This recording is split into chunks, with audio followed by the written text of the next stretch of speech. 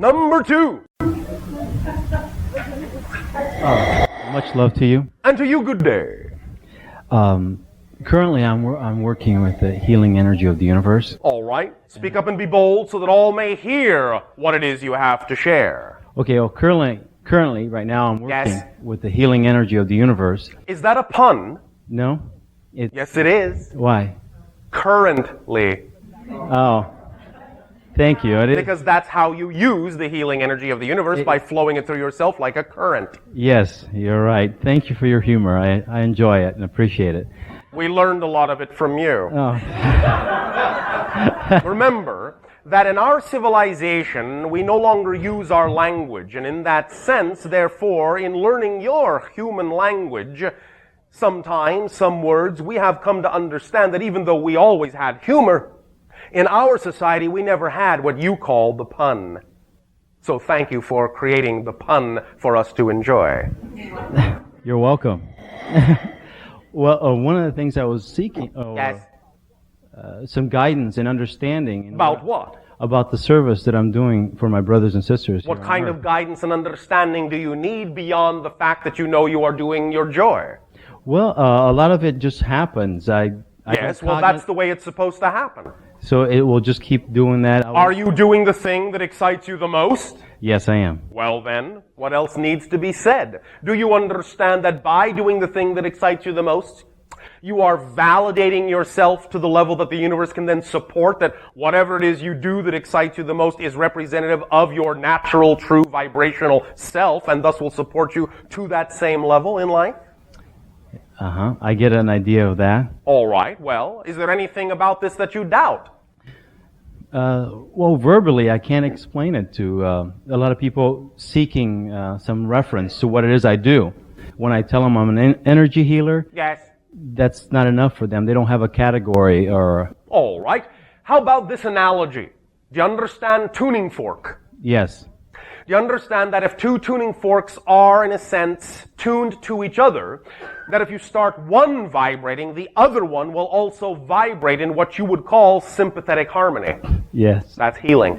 Okay. A healer gives off a certain frequency. Yes. Like the original tuning fork. Gives off waves and pulsations of energy, frequency, pitch, vibration levels of energy.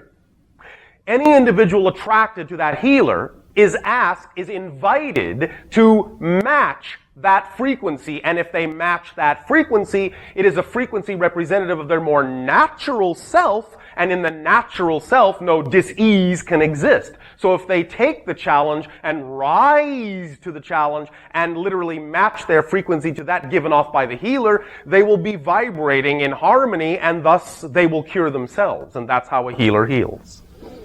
Does that help? Yes, very much so.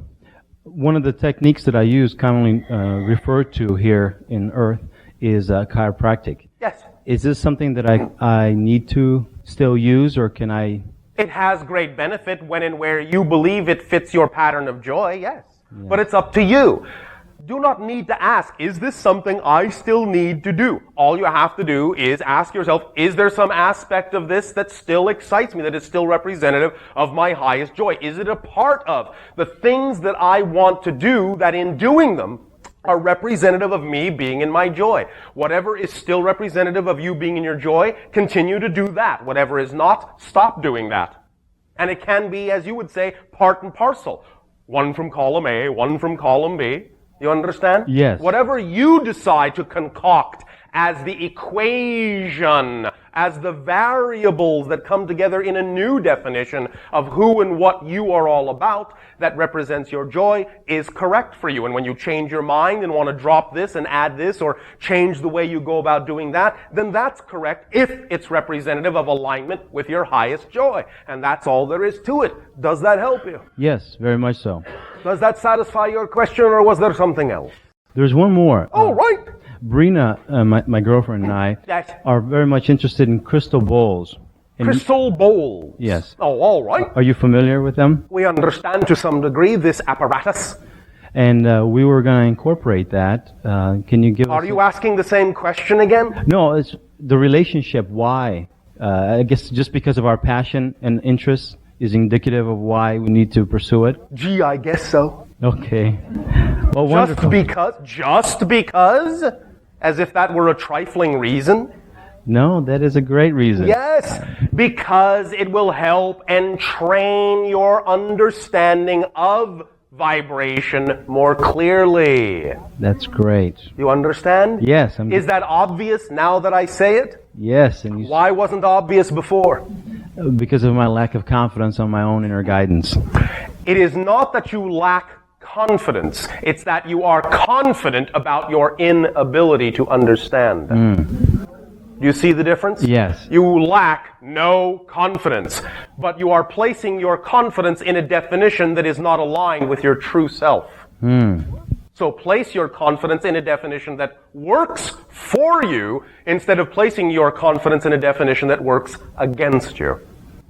Thank you for the reminder. Thank you for allowing us to reflect. Does that help? Yes. Thank you, then, and number 3. Hello. And to you, good day. How are you doing? I'm so nervous. I always get so nervous every time I talk to you. Chalk it up to being excited instead of nervous. Okay, that's it. Okay, well, I was hoping you could explain something or help me get through something. The last sort of experience I had was a couple of weeks ago. I was in Oregon. Yes. And Experience of what? of being something which happens to me quite often, but I can never really quite remember, so I wrote some of it down. Oh, all right. Do share. Not being able to, I couldn't go to sleep because I was terrified of whoever was in the room. Oh, all right. There was somebody in the room. Yes. And I turned lights on so I could sleep, and I couldn't close my eyes because every time I closed my eyes I thought somebody was going to come up and cut me. I don't know why. I kept thinking I was going to be cut. Oh, all right. And I don't know, there was just somebody there all night keeping me awake. Oh, all right. I was just really, really scared of every corner. And Then why didn't you get up and make tea? well, I was actually in a hotel, so I did sort of wander around, and I turned the TV on, and I did all sorts of things, but it was just there the whole time. But that's not the point. When we ask you, euphemistically, why you didn't get up and make tea, we're not talking about just making it for yourself. We are talking about forming a relationship with what you believe is in the room with you and offering it some tea. Yeah, you explained this to me before, Yes. right? But I can't. But I'll do it again if needs be. Yeah, I was really, and also my body started to vibrate. That happens sometimes. Good. I start shaking. Exciting! It means your vibration is stepping up. Only your definition of that experience as a negative thing makes you experience it as a negative thing. Yeah. If you will begin to have some fun with it, even if it scares you, we know that people on your planet have fun being scared sometimes. Otherwise, you would not have amusement parks and roller coasters and scary movies. So understand that all you're doing, in a sense, is co-creating your own scary movie, your own roller coaster to wake up something within you. This is the symbology of forcing yourself to stay awake, is that you know deep within you some awareness needs to wake up about your connections and interactions interdimensionally with other consciousnesses and with yourself internally. So, the idea of giving you this notion of making tea is a way to set a table that would allow your imagination, if you will settle into that familiar ritual, to actually have within your imagination the appearance of a conversation with whatever that other consciousness or energy might be, so that it can begin to reveal itself to you, so that you can begin to feel more at ease with this relationship and bring it into the light, so you will not have to remain frightened by it.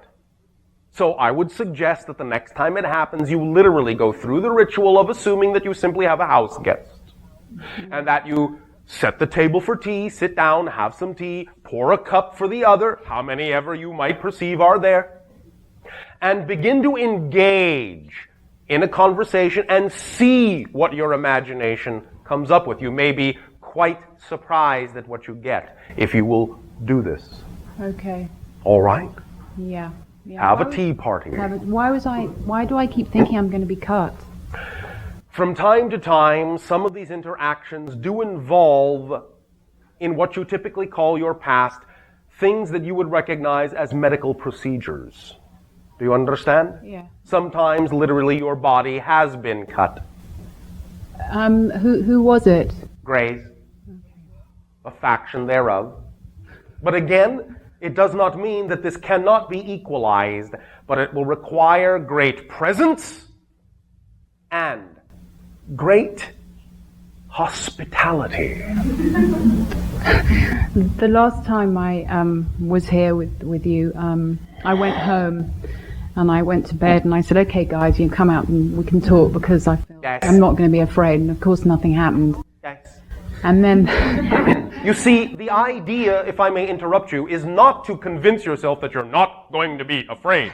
That's exactly the incorrect thing to do. Right, The yeah. thing to do is to say, if I'm afraid, that's all right. I can still use my fear and learn something. And in accepting that I might be afraid, paradoxically, by accepting it and learning from it, I can allow it to transform into joy.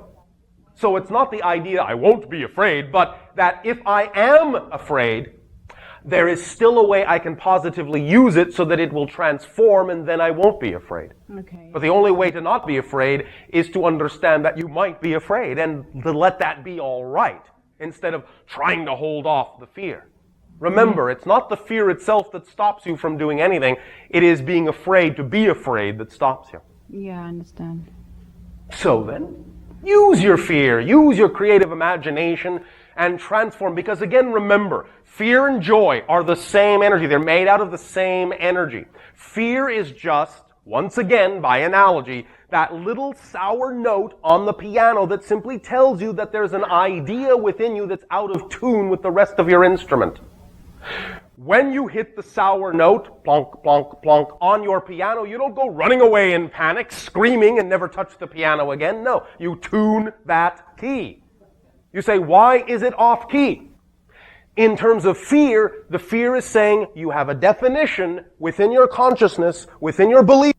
When you go plonk and go, discordant, That's all it is. It's another physical analogy of that same idea to put you in touch with you need some fine-tuning. So if you know that's what it's for, then you can use it with that attitude and you will get in touch with the definitions that make the energy translate into fear, and by fine-tuning them, you will allow the key to come back into harmony.